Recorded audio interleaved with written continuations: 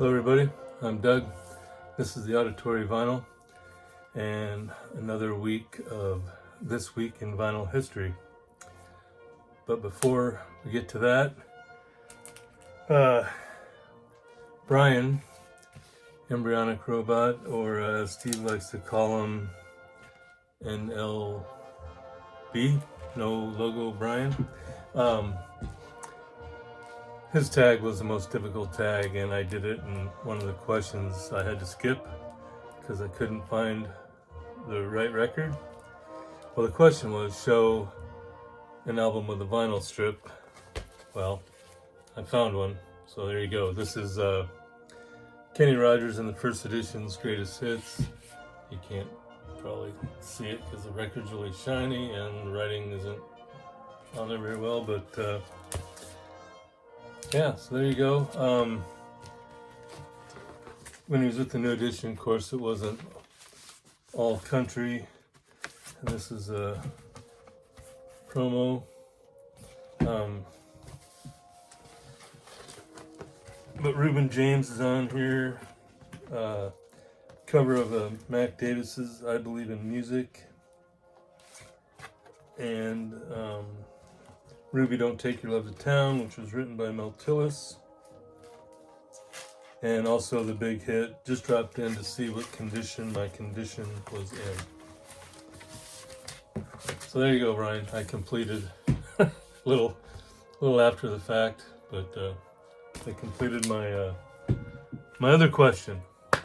Okay, so this week in vinyl history, it's a little short. Usually when I look up the stuff, I try to find, things that I have a copy of to show, and this week there wasn't a lot of them, but I'll show you what I do have.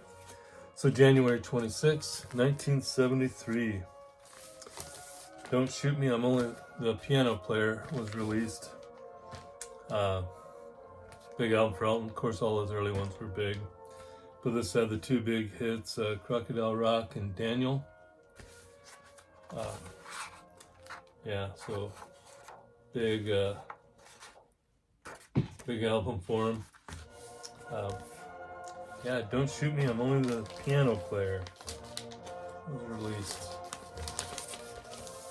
January 26th, Lucinda Williams turned 72, and Anita Baker turned 67.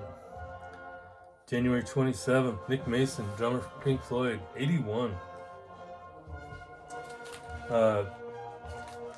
January 28th, Rumors went to number 1. Of course, everybody knows this album by heart.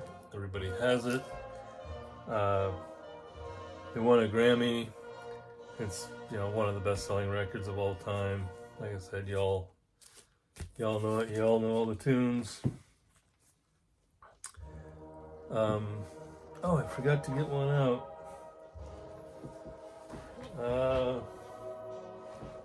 Hang on. Where is it?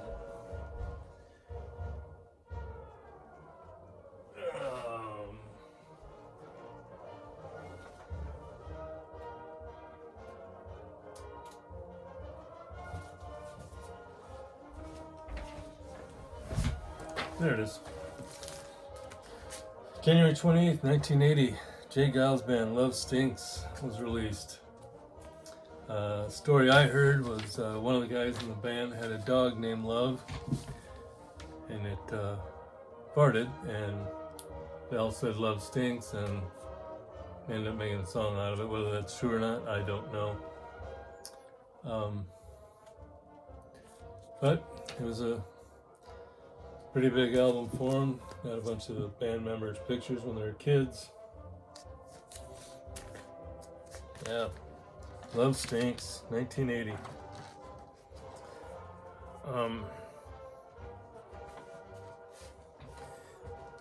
Man, I forgot to get out another one. Well, January 28th, 1984.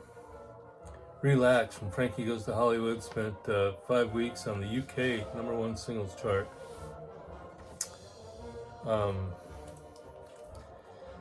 January 29th, 1977. Walk This Way. top 10 on the Billboard Hot 100.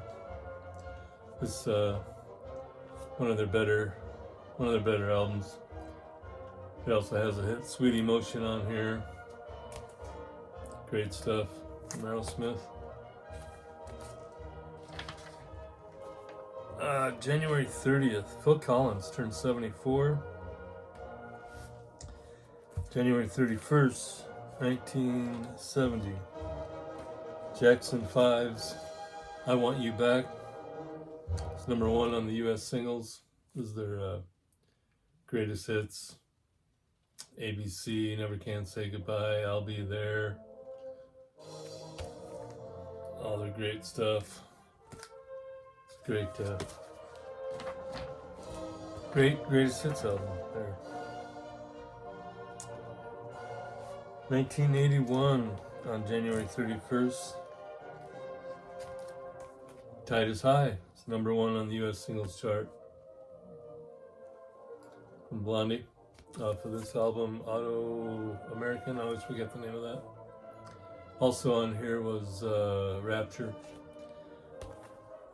That song and video. And that was on MTV a lot there for a while. Great album from Blondie. Tide is High, #1, 1981. KC and the Sunshine Band turned 74 on the 31st. February 1st, 1969. Crimson and Clover from Tommy James and the Shondells spent 2 weeks in #1 US singles chart. So this is the Crimson and Clover album. Also on here is Crystal Blue Persuasion. Great stuff. From Tommy James. And on February 1st, 1969. Nope, I just did that. But on February 1st, Mike Campbell turned 75. I guess that's today, isn't it? Man, a little out of whack here. So that's it for this week. New releases. The Very Best of Dio, Part 2, being released this week. Steely Dan's Katie Lied, re-released. That originally came out in 75. And John Coltrane's Love and the Half Note from 1963 is being re-released. It's a 3 LP. So probably a lot of outtakes and alternate versions of songs and stuff.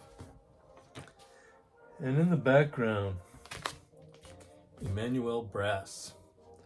It's you can tell by that, it's a Swedish brass band. And this is an import from Sweden, as you can probably see there. I'm not going to try to pronounce all that stuff, but this came with a brochure here. Touring USA, June of 1976. Got a great picture of the band there with their wonderful ties and stuff. And all their names, Anderson, Elofsson, Olsen, Strandberg, Smorgasbord, a bunch of other stuff I can't pronounce, but there you go. Emmanuel Brass from Sweden.